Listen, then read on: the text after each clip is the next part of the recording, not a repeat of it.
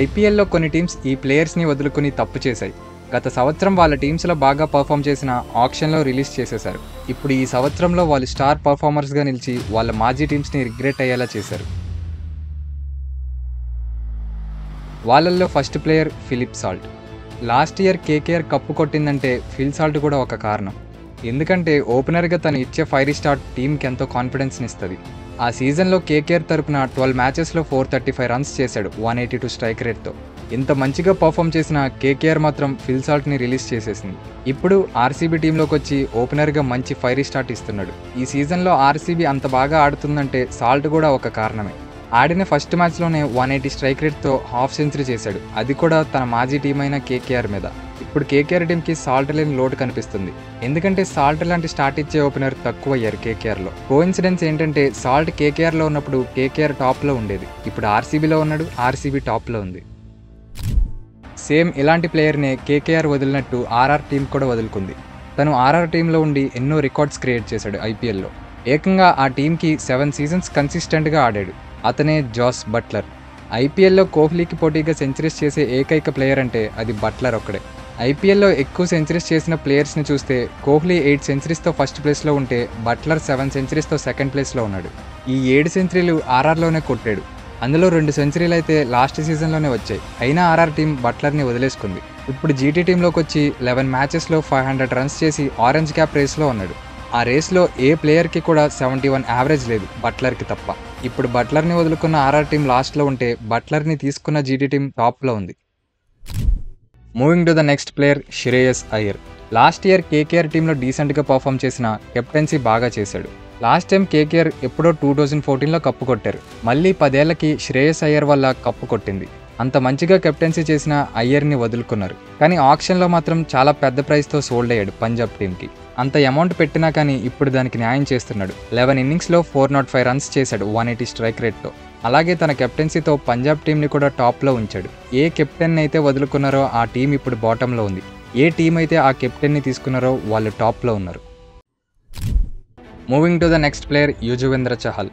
ఐపీఎల్లోనే ఎక్కువ వికెట్స్ తీసుకున్న ఏకైక ప్లేయర్. క్రూషియల్ టైంలో వికెట్ తీయాలంటే అతన్ని మించిన బౌలరే లేడు.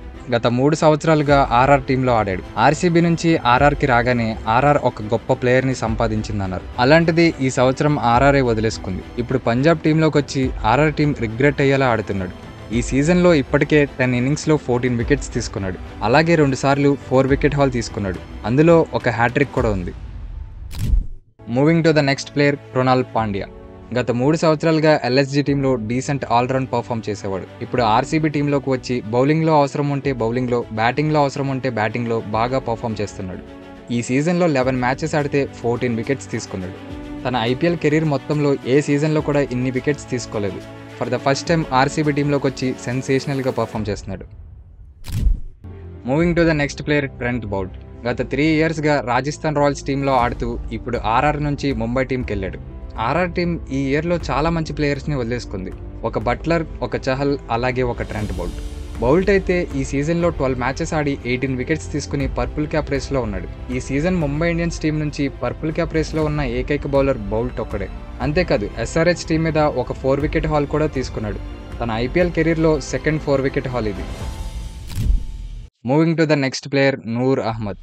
గత 2 ఇయర్స్గా జీటీ టీంలో ఆడుతూ ఈ సీజన్ సిఎస్కే టీంకి వచ్చి పర్పుల్ క్యాప్ హోల్డర్గా ఉన్నాడు. ఈ సీజన్లో 12 మ్యాచెస్ ఆడి 20 వికెట్స్ తీసుకున్నాడు. అందులో 2 4 వికెట్ హాల్స్ కూడా ఉన్నాయి.